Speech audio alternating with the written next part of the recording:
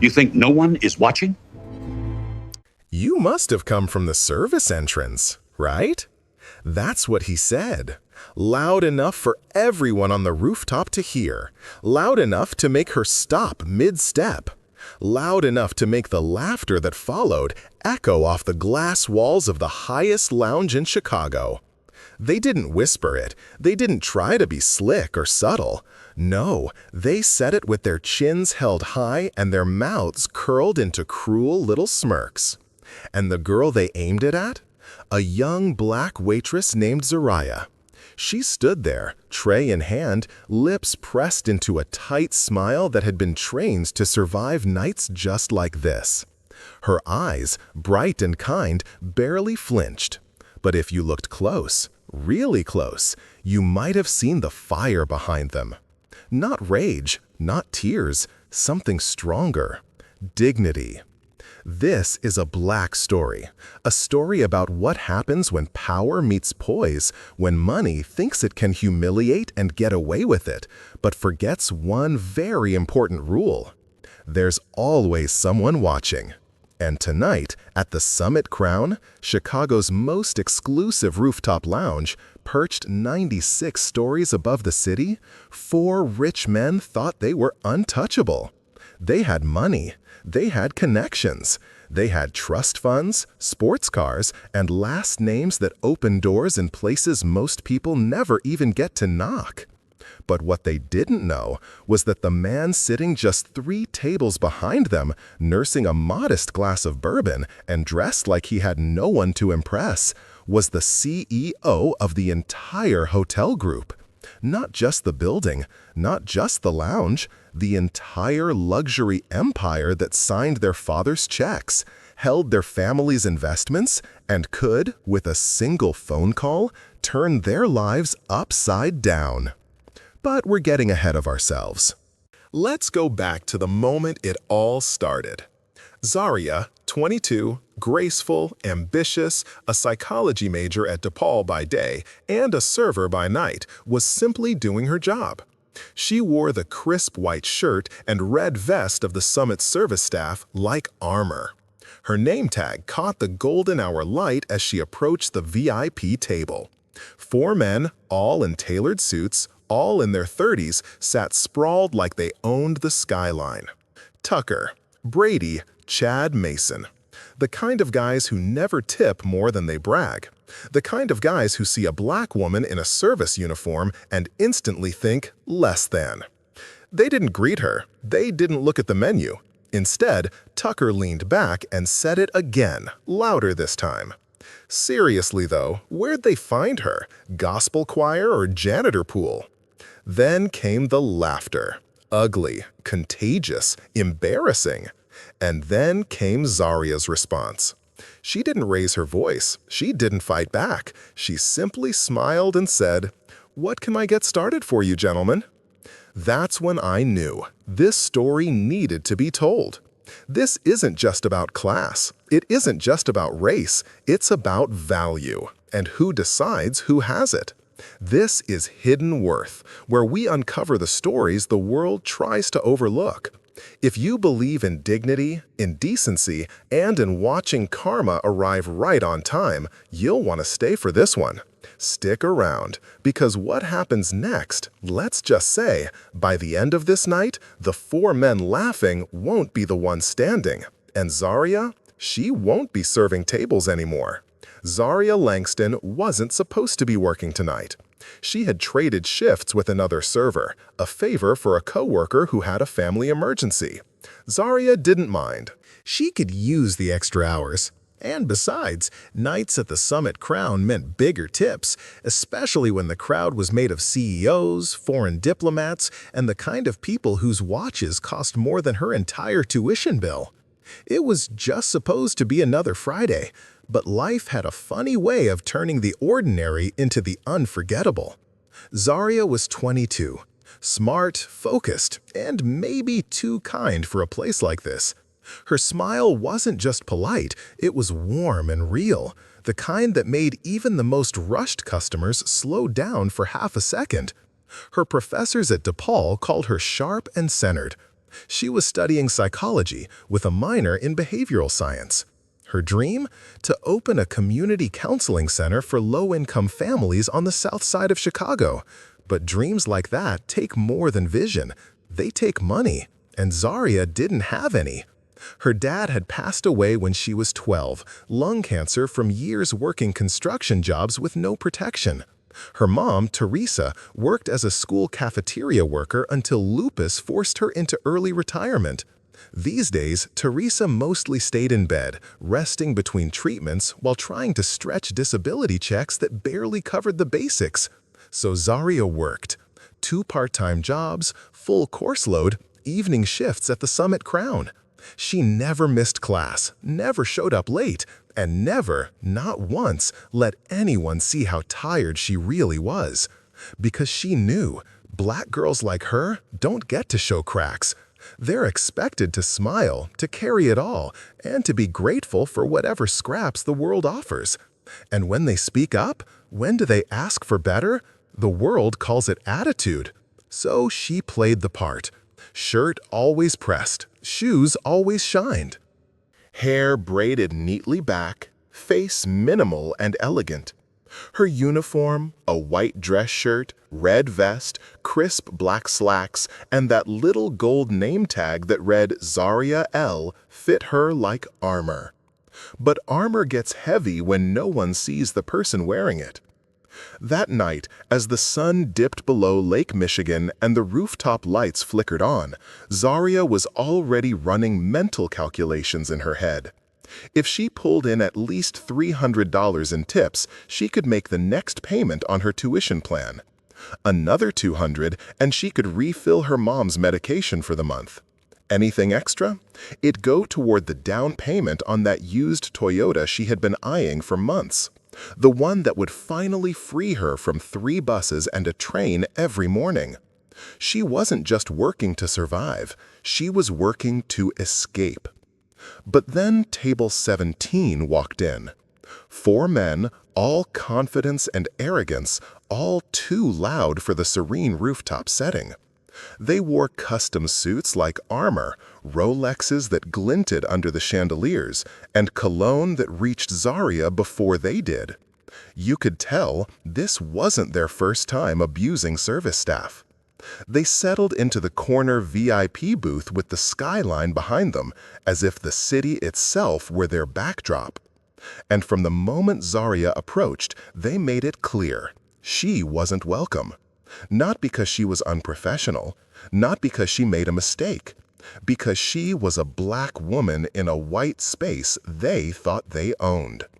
She felt it instantly, that slick, smiling cruelty, that tone men use when they know you can't talk back without losing your job, that look that undresses you, dismisses you, and dares you to say something. And still, she smiled. Because she had bills to pay. Because she knew this game. But what Zaria didn't know was that someone was watching. Someone with the power to change everything. A man whose name was printed in fine print on her paycheck. A man who usually remained behind closed boardroom doors, miles above this world. But tonight, Vincent Cole wasn't at a board meeting. He was on the rooftop, sitting 3 tables behind her, drinking bourbon and listening. Zaria didn't know it yet, but the night that started with humiliation would end with history. Because sometimes, when dignity stands tall, power finally decides to stand beside it.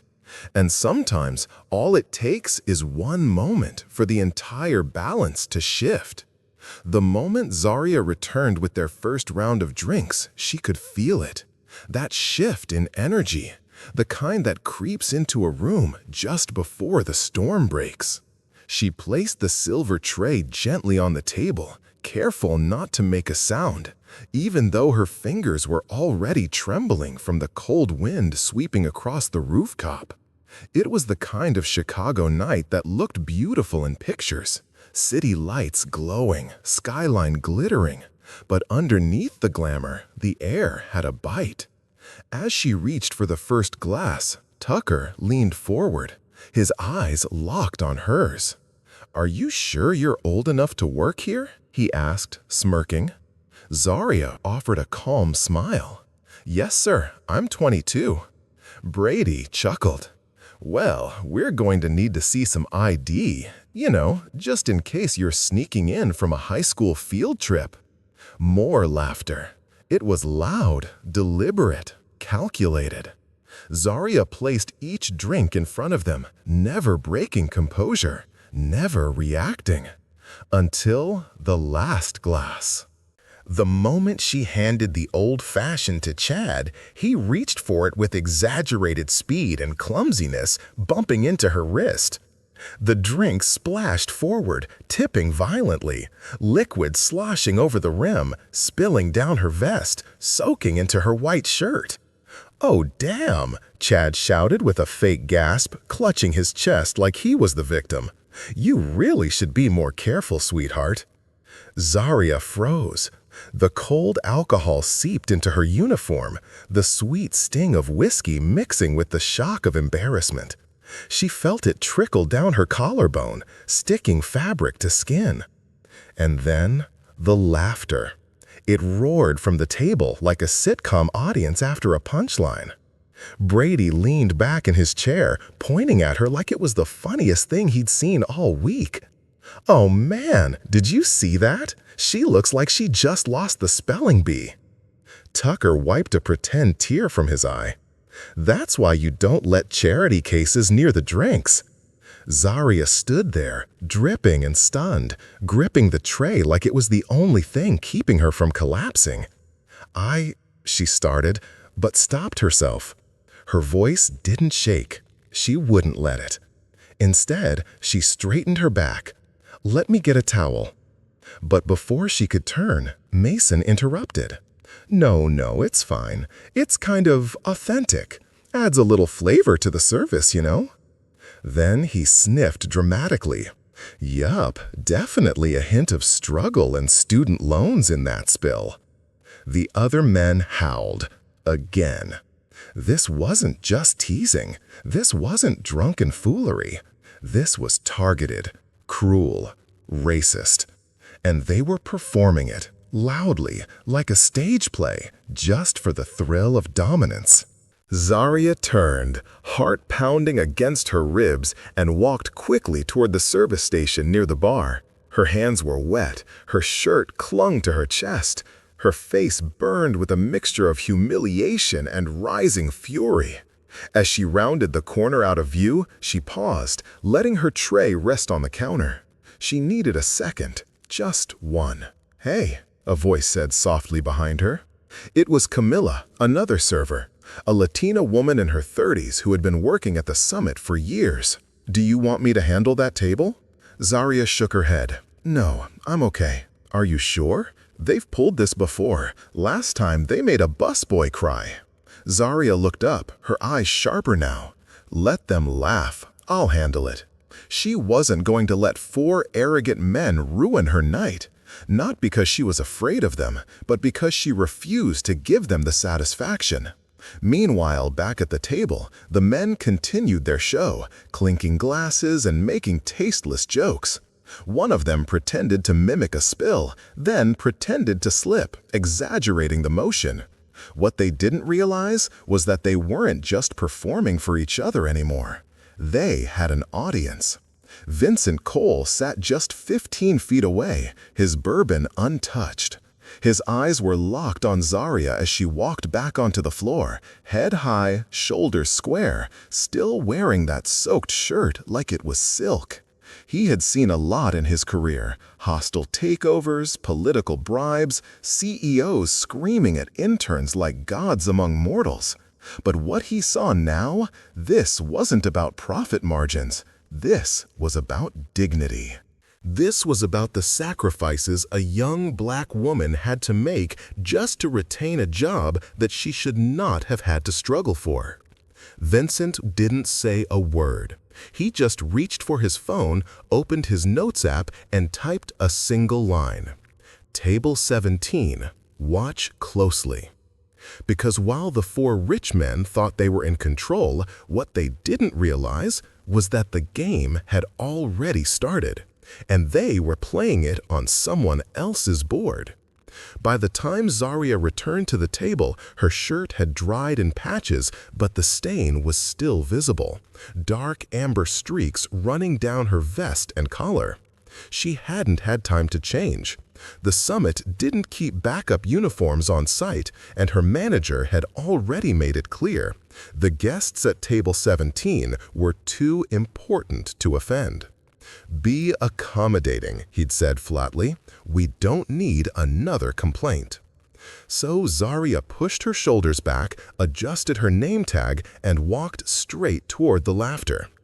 "Gentlemen," she said, as evenly as possible, "would you like to place your dinner orders?" Brady barely glanced up. "We would, but we're going to need you to explain the menu first. Just in case you can't pronounce the French stuff either." Laughter again. Zarya gave a polite nod. "Of course, I'd be happy to answer any questions."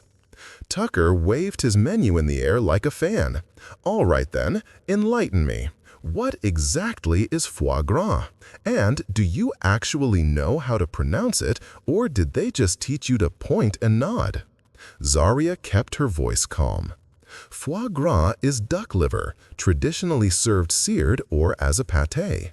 And yes, it's pronounced foie gras. Tucker raised an eyebrow, feigning shock. "Wow. Color me impressed. Looks like she's not just here for the ambiance." Chad chuckled, then looked up at her with a smug grin. "All right, Brainiac, I'll take the Wagyu steak, medium rare, but only if it's Japanese. If it's American, send it back." Brady jumped in. "And I want the lobster risotto, but tell the chef not to drown it in butter. My arteries don't need more trauma." Mason, who had barely spoken up until now, finally piped in with a lazy smile. "Actually, I'll just take whatever she recommends," he said, pointing to Zarya, "as long as it's affordable. Something in the I'm paying off student loans and working weekends price range." The others burst out laughing, loud, obnoxious, cruel. Zarya's hands tightened slightly around her notepad, but her expression never wavered. She was too practiced for that, too controlled. She simply wrote the orders down, one by one. "Very well," she said. "Would you like to start with any appetizers?" Chad looked around the table. "You know what? I'm in the mood for something exclusive. What's the most expensive thing on the menu?" Zarya replied without skipping a beat. "That would be the Golden Reserve caviar, market price, served with creme fraiche and Blanise." Chad grinned. "Perfect. 4 orders, and make sure it's not the cheap stuff.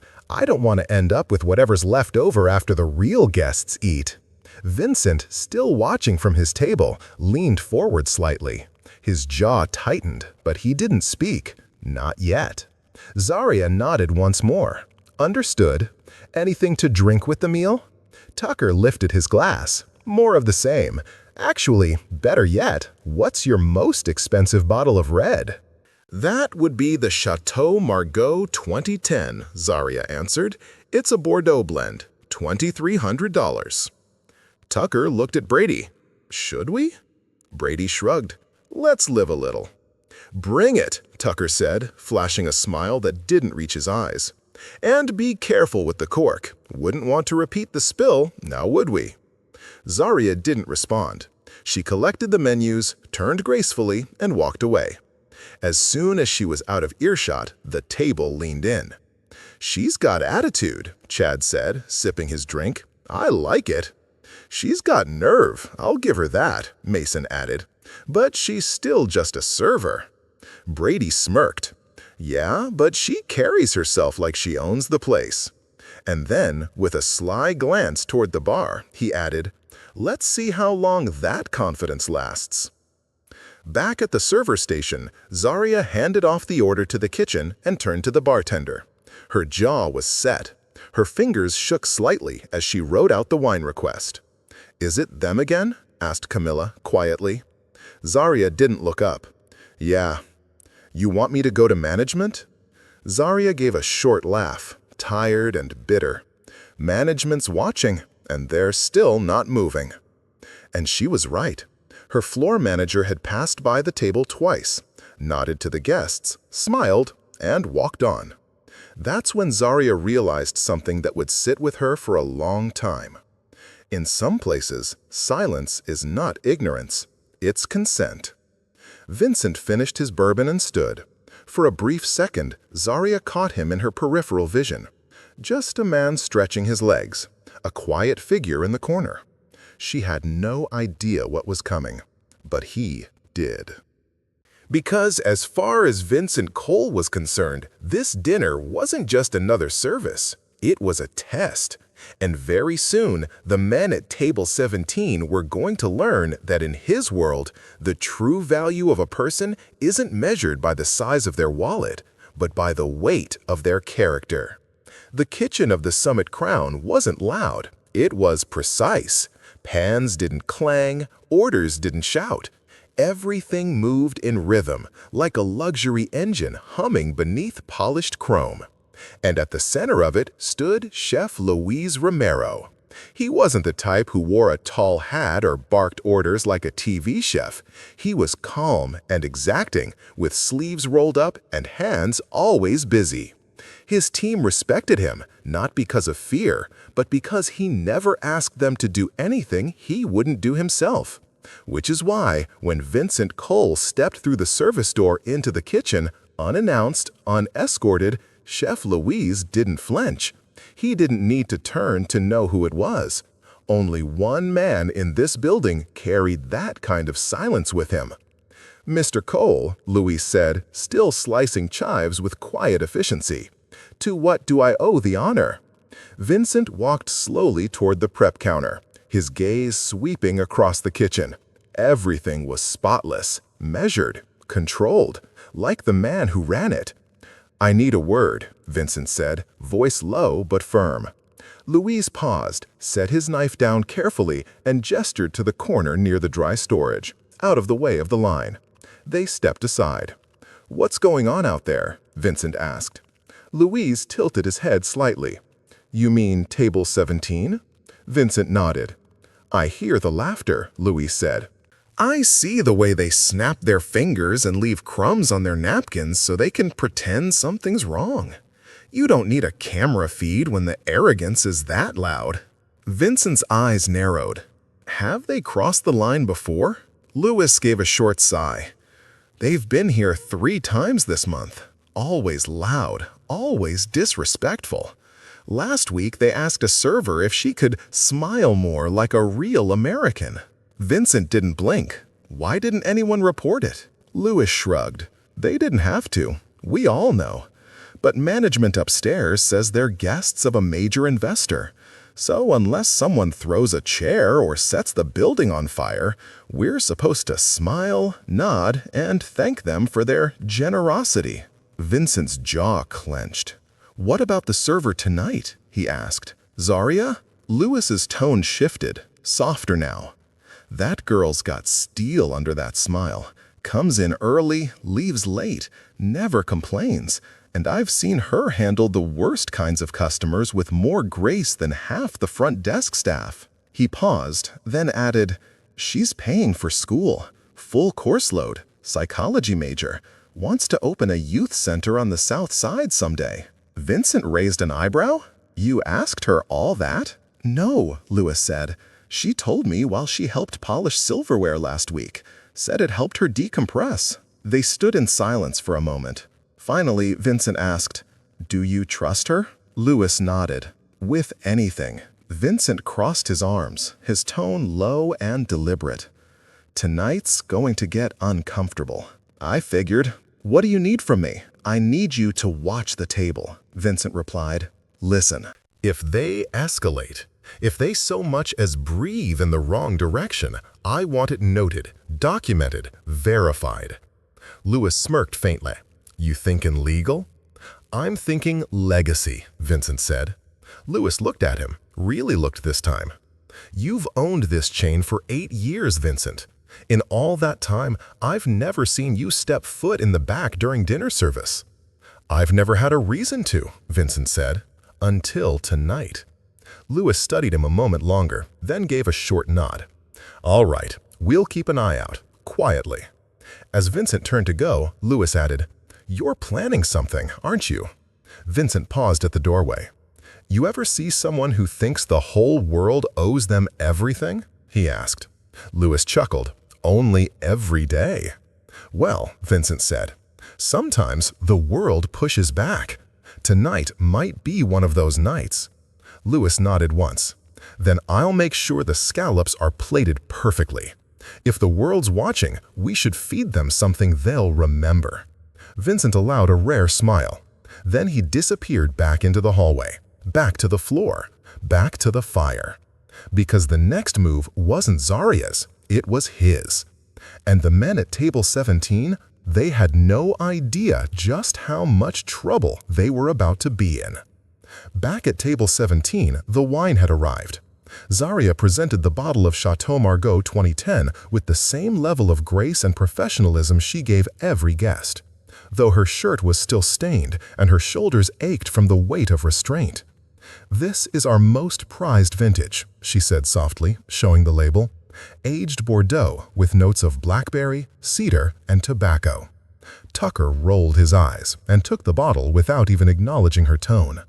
He sniffed it dramatically, as if trying to catch her in a mistake. "Whatever," he said, sloshing the liquid into his own glass before handing it back. "Just pour." Zaria did. She moved around the table, careful and steady, not a single drop out of place. But the moment she got to Mason, he leaned back suddenly in his chair, causing her to jolt ever so slightly. The wine tilted, just enough to graze the rim. A single drop hit the white linen tablecloth. "Oh no," Mason said loudly, holding up his hands like he'd just witnessed a crime. "You guys, she spilled. This table is ruined." Brady leaned in, eyes wide. "What is this, a lawsuit?" Tucker scoffed. "Depends. Is your family poor enough to be worth suing, or would we just be wasting good legal fees?" The others burst out laughing. Again. This wasn't about wine. It wasn't even about service anymore. It was about control and humiliation. They had started playing a game, and Zaria was on the board. She didn't flinch. She didn't break. She calmly placed the bottle on the stand and asked, "Would you like me to bring a fresh tablecloth?" Chad leaned in, eyes gleaming with cruelty. "Oh, it's fine. Just lay your apron across it. That should soak up the damage." It was so quiet after that line, you could hear the ice clinking in water glasses. Even Mason hesitated. Zaria blinked, slowly. Her lips parted as if to speak, but she didn't. Instead, she turned and walked back toward the bar. Vincent was still watching. He hadn't touched his second drink. Instead, he wrote another note on his phone. Table 17, active escalation, intentional.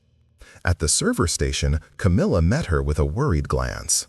"They're not stopping, are they?" Zaria shook her head. "They've just started." "Want me to tag in?" Camilla offered again. "Or we get Miguel to serve. Maybe they'll calm down with a guy around." Zaria took a breath. "No, I'm not leaving this table. I don't care if they think I'm beneath them." Her voice shook, just once, but not from fear, from anger. "They're not going to break me." Camilla gave a quiet nod. "Then at least let me swap your tray for a dry one. You're soaking through your cuff." Zaria glanced down. She hadn't noticed. The sweat, the spilled wine, the chill in the air cut through her soaked sleeves. She didn't say thank you. She didn't need to. She returned to table 17. "Your appetizers will be out shortly," she said. "Perfect," Brady replied, "because we were just having a debate." He leaned in, signaling that something degrading was coming. She could feel it. "You see, Chad here thinks you probably make 2, maybe 3 grand a month with tips." Chad chuckled, lifting his glass. "I say it's less." Tucker jumped in. "We've got 100 riding on it." Zarya stood still.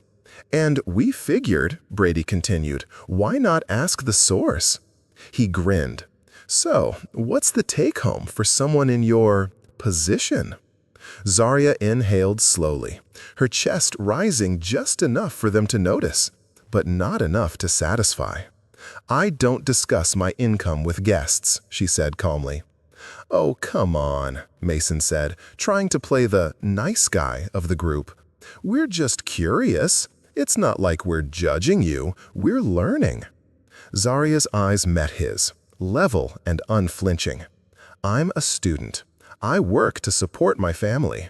And whatever I earn is more than enough for the kind of dignity some people clearly can't afford.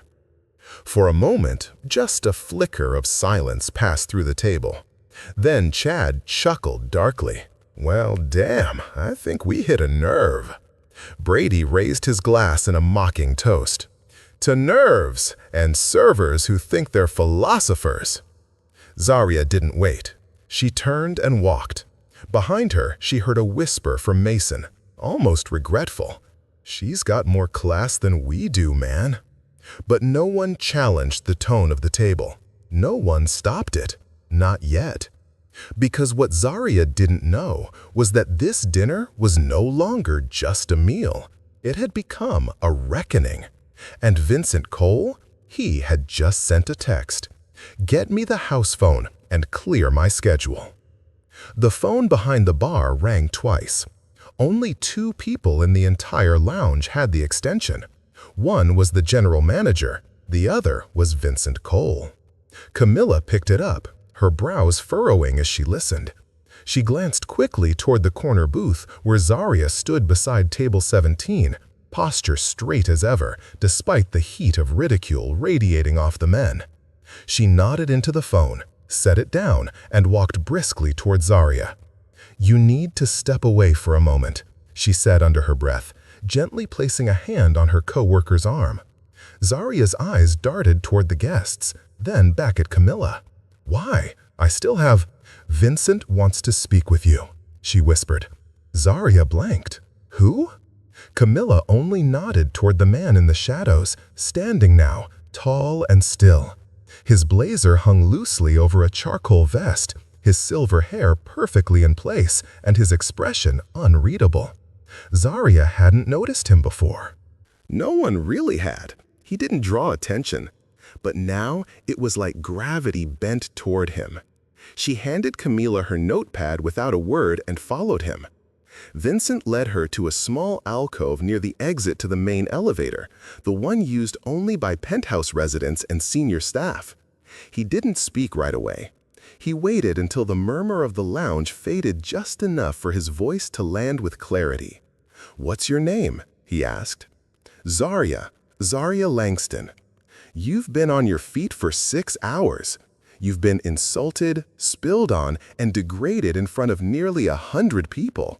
Zarya swallowed. I'm used to it. Vincent's eyes narrowed, not with pity, but something colder, sharper, purpose. Well, he said, I'm not. There was a pause, one heavy beat of silence. Then Vincent continued. My name is Vincent Cole. I'm the majority stakeholder in the Summit Group.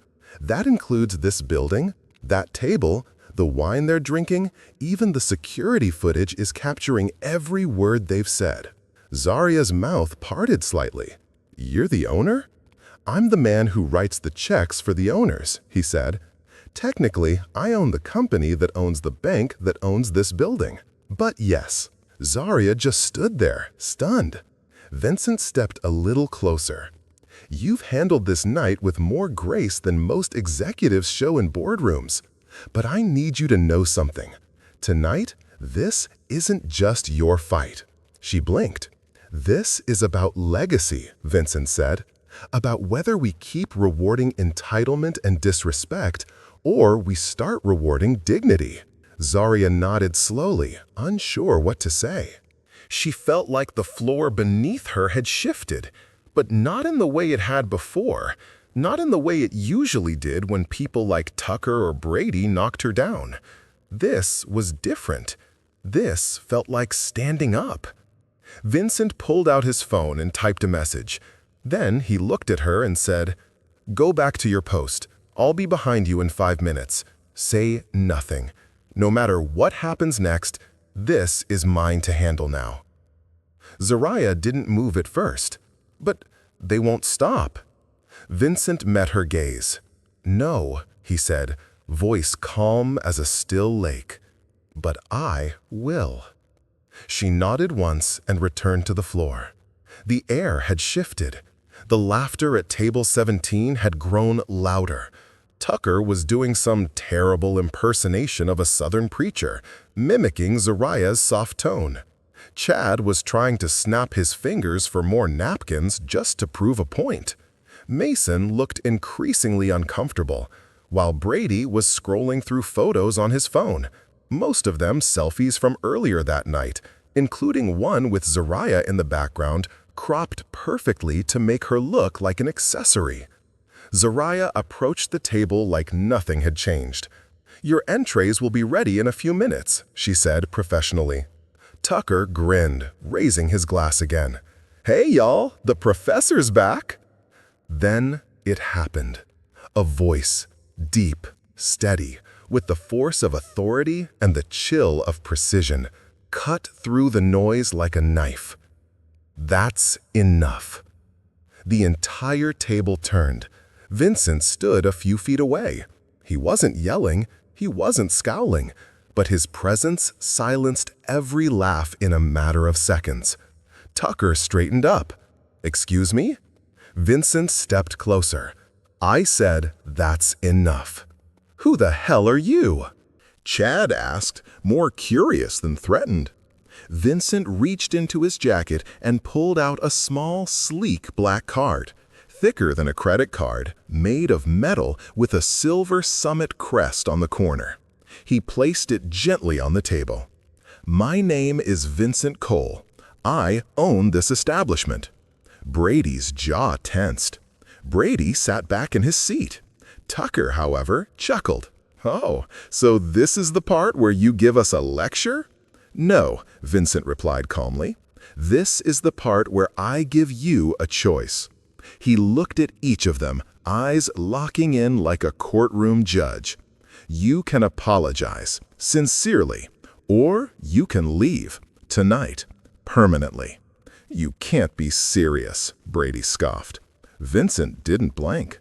"Oh," he said, "I'm very serious."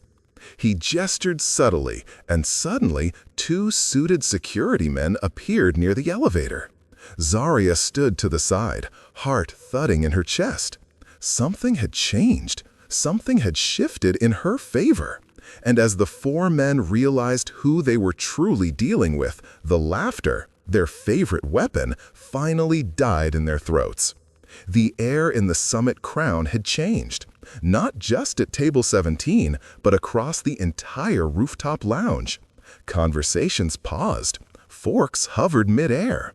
Diners turned, one by one, as the realization settled in. Vincent Cole was no longer just a quiet man in a corner booth. He was now standing at the center of the room, and he was not done. Chad leaned forward, smirking through the tension. "So, what now? Are you going to lecture us in front of the whole restaurant?" Vincent didn't raise his voice. He didn't need to. Instead, he reached into his blazer pocket and pulled out a small remote. He pressed a button.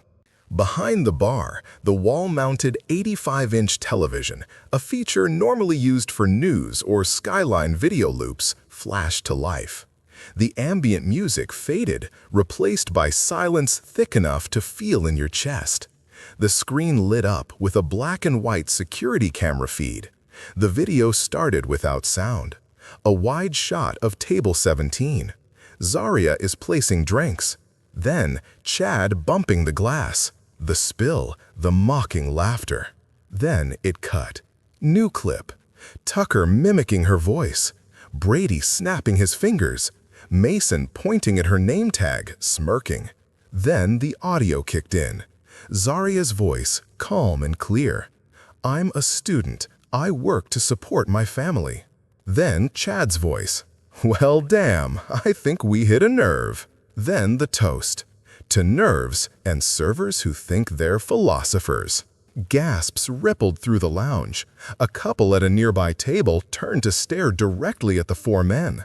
One of the hotel's partners, seated near the balcony, pulled out his phone and started recording.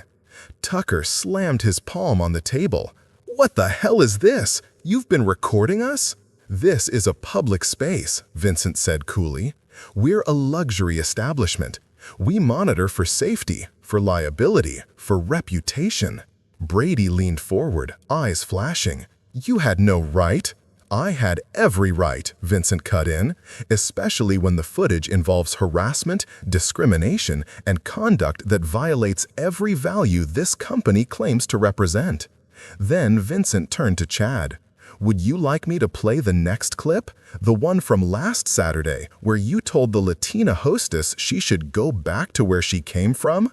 Or the one from last month when you tried to bribe a busboy for access to the employee lockers?" Chad's smirk evaporated. "And Tucker," Vincent continued, turning now, "do you remember the Stanford incident? No? Let me refresh your memory. Campus security found a copy of a parody flyer you created mocking your professor's accent. You weren't expelled. Your father paid for silence. But we know, and now so do others." Tucker's face went pale. "You've all walked into this lounge thinking your wealth, your names, and your father's phone calls protect you. You treat my staff like props in your private comedy show. But what you've forgotten, what people like you always forget, is that real power doesn't announce itself. It watches. It waits." He gestured toward Zarya, and tonight it chose to stand up. Zarya stood frozen, not in fear, in awe. This man, this owner, wasn't just defending her. He was dismantling everything that had made her feel small in this space. Vincent turned to address the entire room now. His voice rose, not loud, but strong. "My name is Vincent Cole, and for those of you who dine here often, let me make this clear. My staff are not your servants. They are not your jokes. They are not here for your games." He took one step forward toward the table. "They are human beings. They carry burdens you will never see.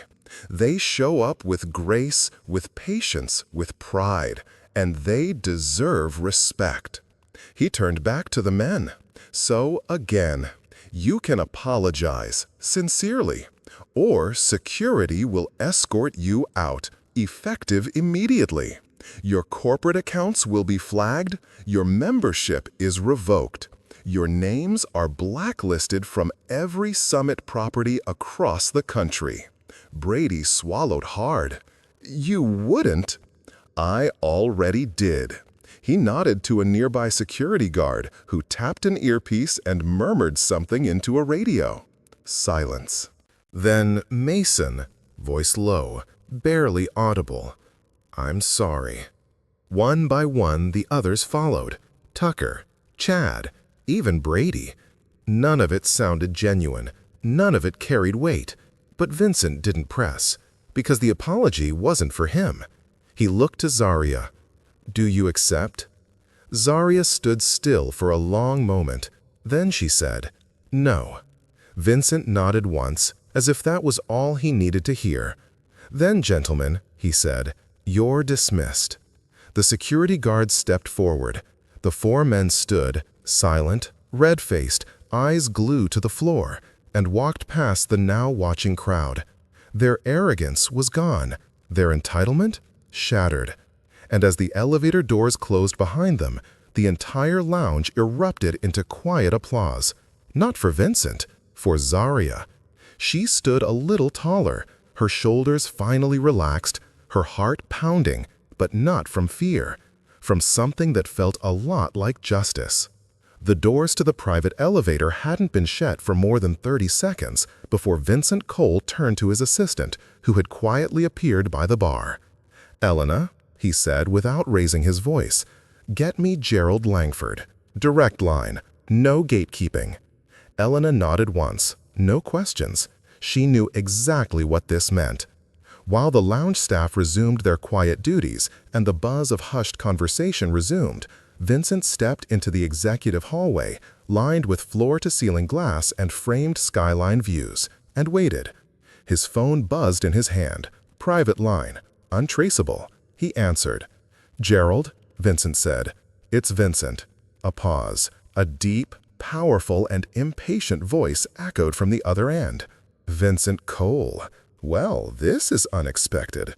Hope everything's all right at the top?" "It was," Vincent replied evenly. "Until tonight." Another pause. Shorter. "What's going on?" "Your son," Vincent said. "Chad." Silence again. But this time, longer. "I assume this is about Summit," Gerald finally said. "He mentioned he had a standing account there. What did he do?" Vincent didn't respond right away. He let the weight of the question settle like dust in an empty room.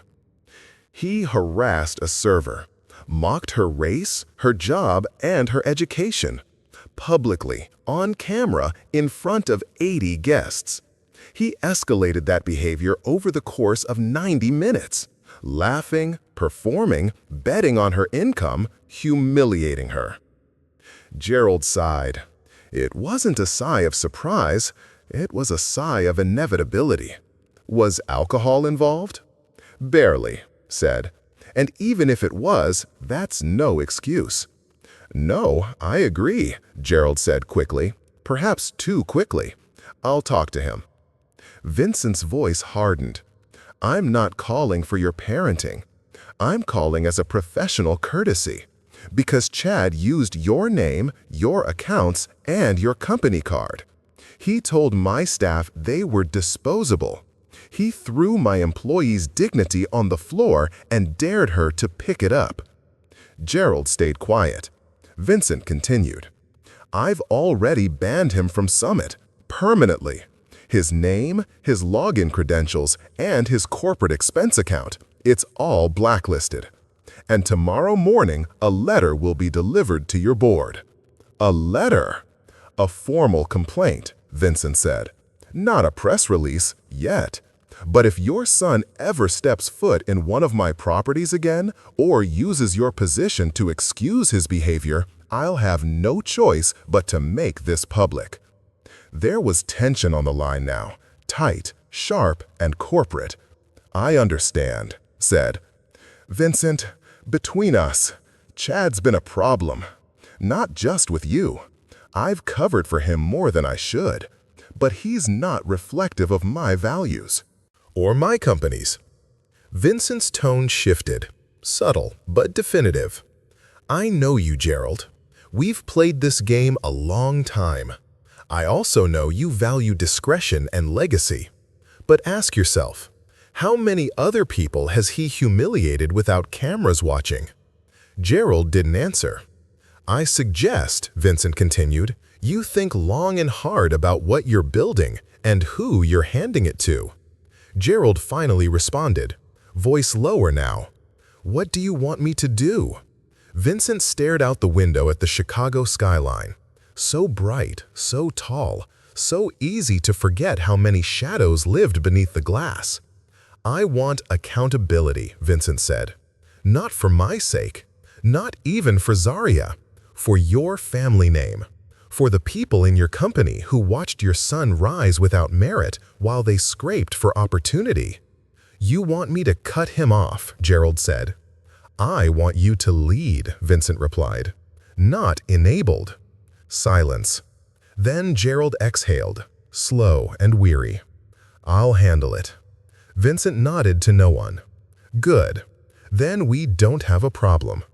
Before he hung up, Gerald said something surprising.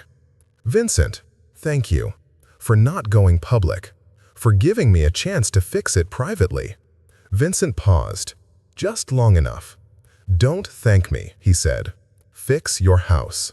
And with that, he ended the call. He slid the phone back into his pocket, took a breath, and turned. Back in the lounge, Zarya was finishing her shift. The atmosphere had shifted, but her eyes still held a cautious glow, like someone waiting for the other shoe to drop. Vincent approached quietly. She straightened as he neared. "Is everything okay?" she asked. Vincent gave a small, firm nod. "It is now." He looked at her, really looked, at her posture, her restraint, her strength. And then, for the first time that evening, he allowed a small smile. "You did more than handle yourself, Zarya. You held the line." Zarya looked away, her voice barely above a whisper. "I just didn't want to be small anymore." Vincent nodded. "And you weren't." By Saturday morning, the headlines were already circulating. Quietly at first, then louder, more specific, and impossible to ignore.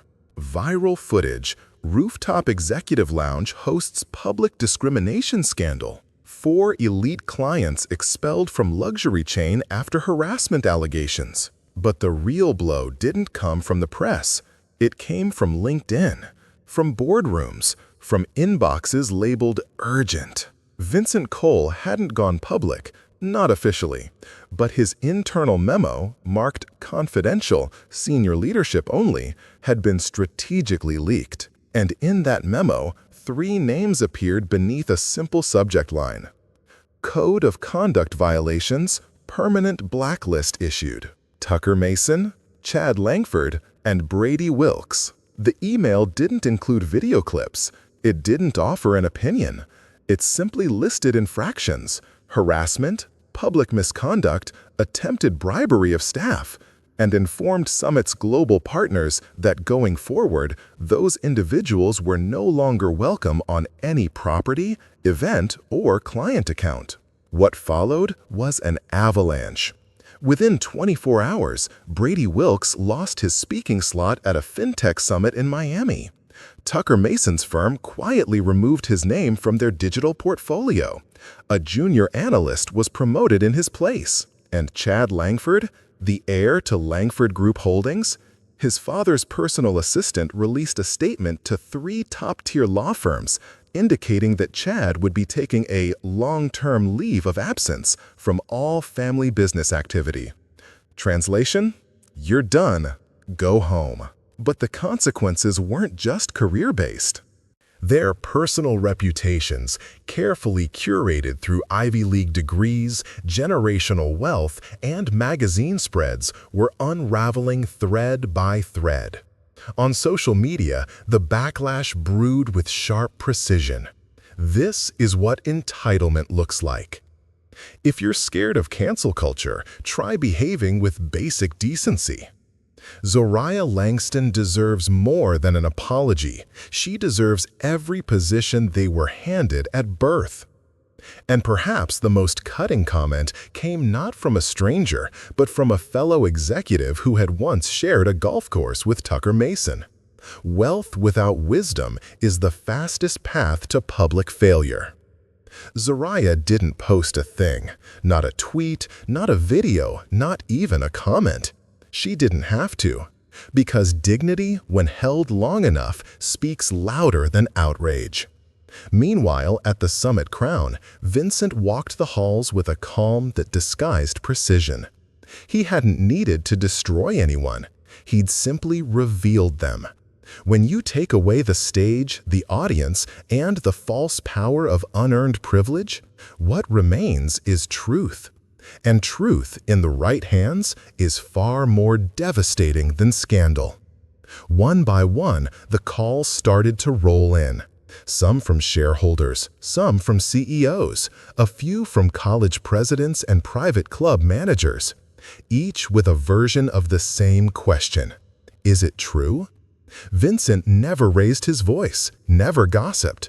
He simply referred them to the footage, the staff reports, and the conduct policy every VIP signs before receiving their summit credentials. And then he ended each conversation the same way. We hold our guests to the same standard we hold our staff. Human decency is not optional. Back on the rooftop lounge, the staff felt the shift, a quiet pride. A sense that, for once, what they endured wasn't in vain. Zaria returned for her next shift on Sunday. She walked through the employee entrance with the same calm posture as always. Same pressed shirt, same vest. But something was different now. She wasn't just Zaria the waitress. She was Zaria, the woman who held her ground when the world told her to stay silent. Camila met her by the lockers. "You saw the articles?" Zaria nodded. "They tried to clean up the mess," Camila said, smiling. "But honey, you lit the match." Zaria chuckled. "I didn't light anything." She grabbed her apron and tied it around her waist. "They burned their own house down," she said. "I just refused to sweep the ashes under the rug." That night, service was smooth, guests were polite, tipping was generous. And while no one spoke about what had happened directly, everyone knew. The summit had made its choice. And it had chosen the girl with wine stains on her shirt, but fire in her voice. Upstairs in the executive suite, Vincent stood by the window, watching the city flicker below. He sipped a glass of red, not Chateau Margaux, but something humbler, something earned. He thought about legacy, about how easy it was to inherit a title and how rare it was to deserve one. And he made a mental note for the next board meeting, a name to bring up: Zaria Langston. Because she hadn't just survived a night of humiliation, she had rewritten the rules of what respect looks like and who gets to define it. On Monday morning, Zaria was scheduled to work the brunch shift. She arrived on time, as always. No fanfare, no expectations. She didn't know what awaited her. In fact, when she walked into the back hallway of the Summit Crown, the first thing she noticed was how quiet it was. Not in a bad way, just still. Like the building itself was holding its breath. She changed into her uniform, tied her apron, and went to clock in. That's when she saw the note taped to the staff room door. One line, printed in elegant font. Zaria Langston. Report to the Skyline Conference Room, 48th floor, 9 o'clock a.m. sharp. Zaria blanked. The 48th floor wasn't for servers. It wasn't even for regular management. That was executive territory, a floor reserved for international partners, corporate summits, and contract negotiations that shaped the future of hospitality across the country. She checked the time, 8:57. With her pulse rising, she pressed the button on the executive elevator. The doors slid open in silence, the floor indicator glowing white. As she rose, her reflection stared back at her from the elevator's mirrored walls. Crisp white shirt, red vest, name tag polished, chin held high. She didn't know what this was, but she knew one thing. She was walking in there as herself. No fear, no apologies. The elevator doors opened to a quiet hallway lined with floor-to-ceiling windows, morning sunlight spilling in over imported stone tiles. At the far end stood double glass doors, open just enough to see inside. Zaria stepped through. The room was filled. Senior managers, division heads, PR representatives, even 2 members of the Summit Group's board. And at the center of it all, standing with his back to the view of the Chicago skyline, was Vincent Cole. When he saw her enter, he didn't smile right away. He simply gestured toward the front. "Zaria," he said, "join us." She stepped forward, slowly, carefully. "I wasn't told what this meeting is for," she said quietly. Vincent nodded. "That's intentional." He turned to face the room. "Last Friday," he began, "an incident occurred at this very building that tested everything we say we stand for: integrity, equality, and professionalism." He paused. "And only one person passed that test." He turned to her now. Zaria Langston didn't ask for recognition. She didn't demand justice. She didn't raise her voice or lower her standards. She simply chose, moment after moment, to stay grounded in grace when others tried to pull her under. A quiet ripple moved through the room. Vincent continued, "Because of her, we are revisiting our training systems.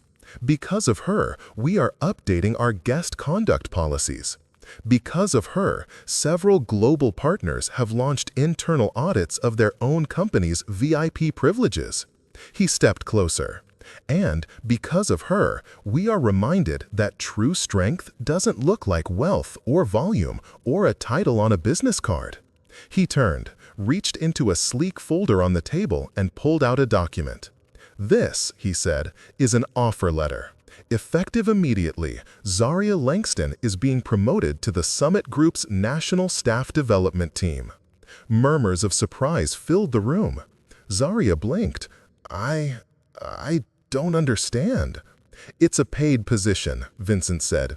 "You'll work part-time while finishing school. Your tuition will be covered by the Summit's Professional Equity Fund.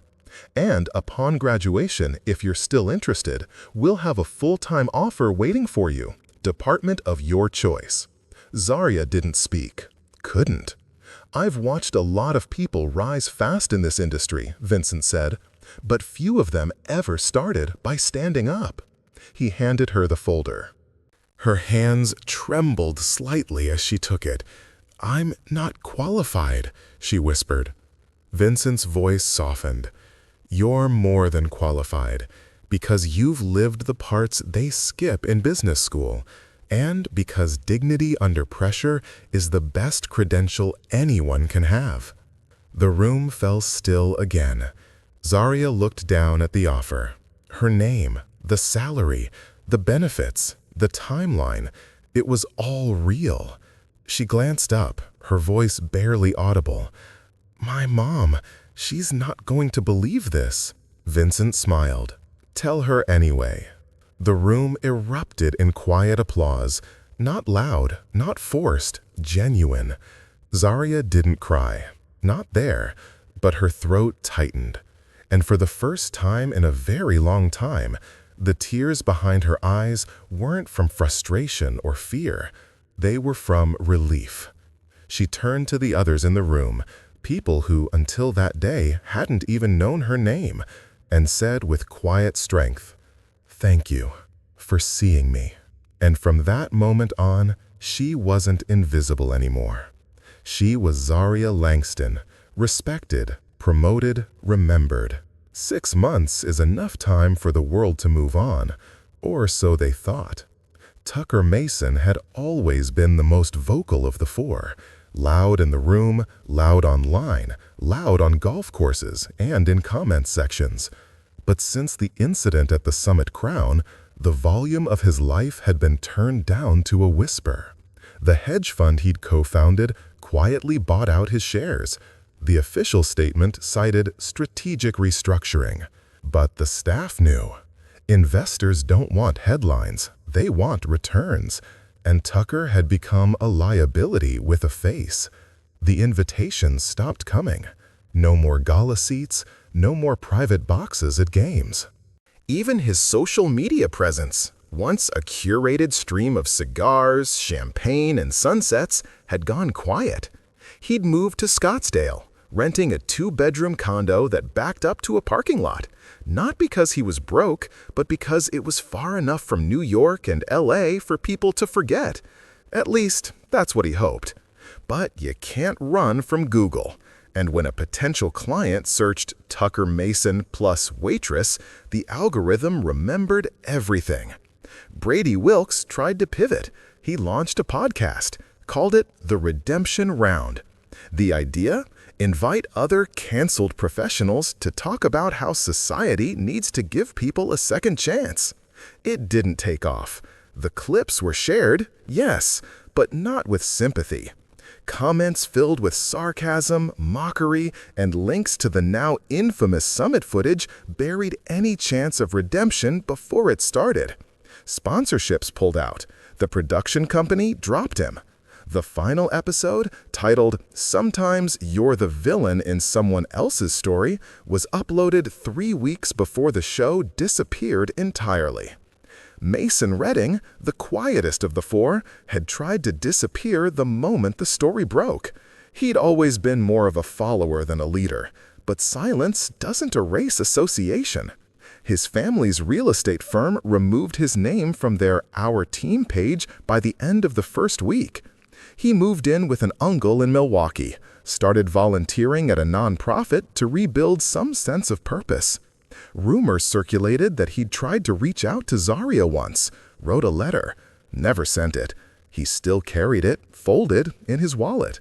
And then there was Chad Langford, the golden heir, the one who thought wealth was a bulletproof vest.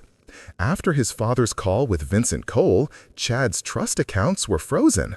Not gone, just paused, access revoked. He was removed from all board proxies, revoked from speaking on behalf of the Langford name, and quietly blacklisted from more than a dozen major hotel chains. He didn't speak publicly, didn't fight back. He moved back into the guest house on his parents' estate in Greenwich, and for the first time in his life, he applied for a job. Not in finance, not in real estate, but at a local logistics company, filing paperwork and restocking supply rooms. He worked under a woman named Elaine, mid-40s, divorced, wore the same pair of sneakers every day. She had no idea who he was, didn't care. She just needed someone who showed up on time and didn't mess around. Chad learned to say, "Yes, ma'am." He learned how to punch in on time. He learned, slowly, what it felt like to have no one clap when you entered a room, what it felt like to earn something, even if it was just minimum wage. And for the first time in his life, he started to understand what that waitress, what Zaria, had been carrying that night. Not anger, not revenge, but dignity. Meanwhile, the world had not forgotten her. Zaria's name was mentioned in HR trainings across the Summit Group. Her story was shared at conferences, quietly, respectfully, as a lesson in corporate culture and the hidden cost of silence. She spoke at a local university panel, just once. Her message was simple. Kindness is not weakness, and dignity is not optional. She wasn't famous. She didn't want to be. But in boardrooms, break rooms, and classrooms, her name carried weight. And in the quiet corners of offices across the country, people asked themselves a question they'd never bothered to consider before. Am I treating this person like a Zaria? And if they hesitated, even for a second, they knew what the answer was. Because Zaria didn't just survive a night of cruelty, she held a mirror to the world. And it had no choice but to look back.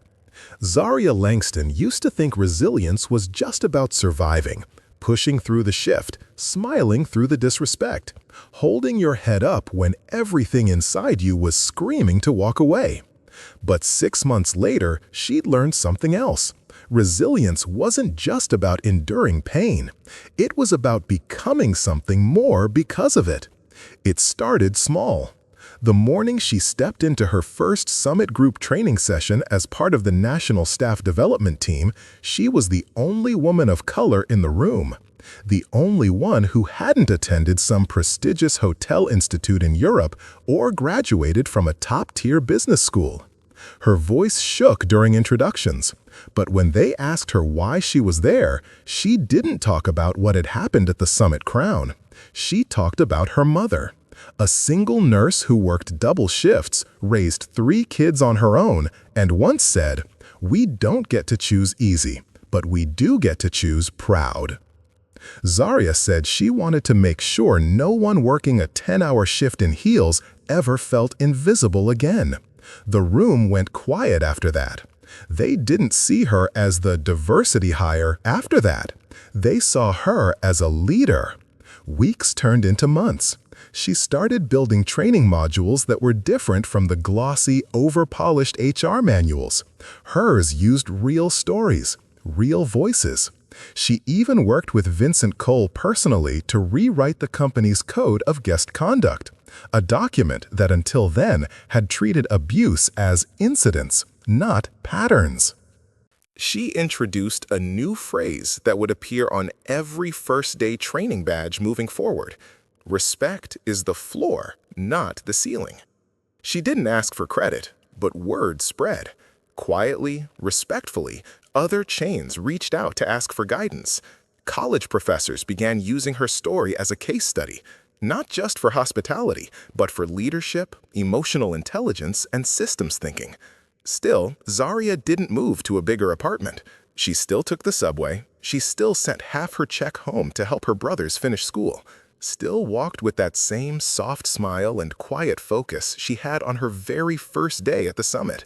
The only thing that changed, really changed, was her eyes. They didn't carry that flicker of fear anymore. No more scanning the room for danger. No more bracing for the next cruel comment or impatient guest. Instead, her gaze met others directly, calm, steady, sure of itself, because she knew who she was now.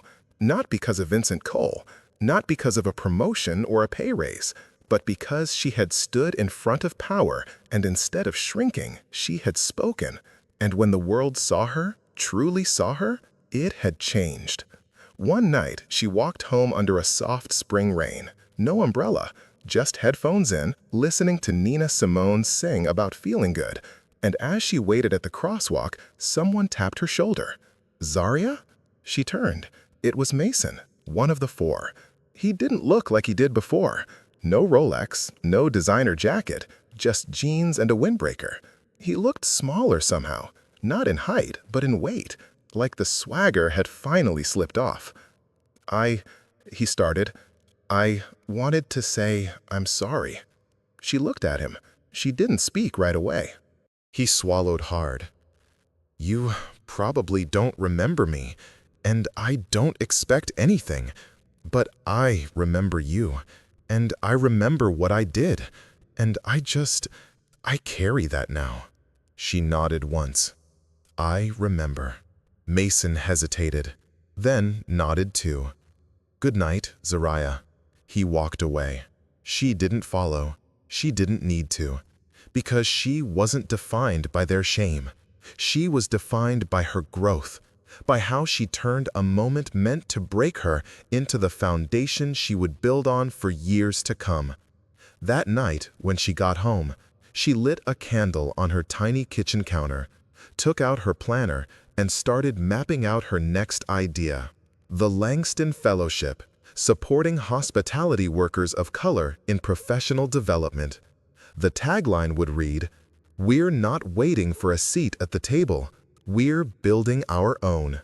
She smiled, eyes gleaming in the candlelight. She wasn't just blooming. She was becoming the garden. If you've made it this far, take a breath. Because what you just witnessed wasn't just a story about a waitress and four rich men. It wasn't just about corporate revenge, viral justice, or dramatic takedowns. It was about something far more ordinary and far more powerful. It was about dignity. The kind you don't see on magazine covers. The kind you don't get handed with a title or a trust fund. The kind you build every day, quietly, when no one is watching. When you're tired, when you're afraid, when someone talks down to you, and you still choose to stand tall. Zaria Langston didn't win because she fought back with noise. She didn't scream. She didn't curse. She didn't swing back. She simply stood still. And sometimes, stillness is the loudest act of resistance in a world that wants you small. This story is a Black story, yes, but it's also a human one. About being underestimated, about being overlooked, about being told your worth is tied to the uniform you wear, or the salary you make, or the table you serve. But here's the truth. Value has nothing to do with visibility. It's not about who sees you, it's about what you choose to carry. Zaria carried grace in the face of cruelty. She carried strength in the face of power. And because of that, she walked away with more than a paycheck. She walked away with her identity intact. So what's the lesson? Maybe it's for managers. To understand that leadership isn't about defending money, it's about protecting people. Maybe it's for those of us who've stayed quiet when we should have spoken up, to remember that silence is never neutral. Or maybe it's for the Zarias out there, the ones clocking in through exhaustion, the ones who've smiled through disrespect, the ones who've swallowed their worth just to keep the job. To you, let this story be proof. Your quiet strength matters. Even if no one claps, even if no one says thank you, even if the world pretends not to notice, someone always does. Someone is watching how you move through fire and still don't burn people around you. And that someone might just be the key to a door you didn't even know existed. It might be a Vincent Cole in disguise. It might be a moment that turns into a movement. But only if you don't shrink. Only if you refuse to let someone else write your ending. Zaria didn't become powerful when she got promoted. She was powerful the moment she said nothing and still refused to kneel. And that is the core of every hidden worth story. It's not about fairy tale rescues or billionaire miracles. It's about human worth that doesn't need a spotlight to shine. So if you take anything with you from this story, let it be this. See you people. See the woman pouring your coffee. See the janitor in the hallway. See the single mom at the checkout line. Not as background noise, not as service, not as lesser, but as someone carrying a world you can't see. Respect is not charity. Dignity is not negotiable. And kindness? It costs nothing but leaves everything changed. Thank you for watching this episode of Hidden Worth. If this story moved you, share it with someone who needs a reminder that where you start doesn't define where you end. And if you've ever been made to feel small, just know you were never small. They just couldn't see big enough. Keep going. Your story isn't over.